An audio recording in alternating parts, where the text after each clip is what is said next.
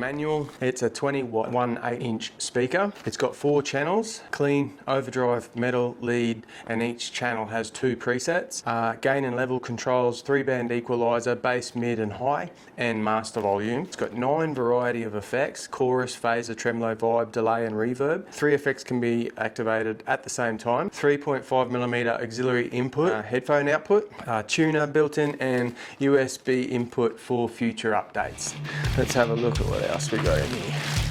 Wow.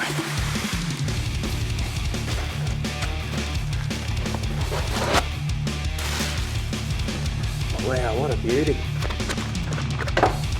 Let's plug it in, eh? Neat little looking unit. Looks like it's pretty well made, mate.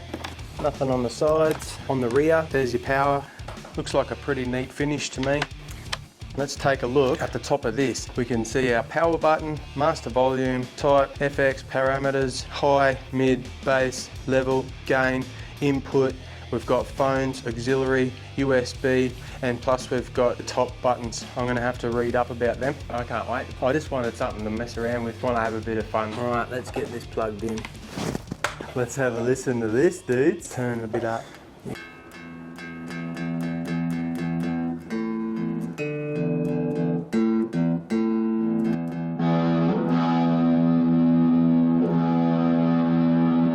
Okay, so what I've just discovered here is it says tap and hold for the tuner on this button. So then I did that and now these are coming up. So it's just high or low and then green for in tune.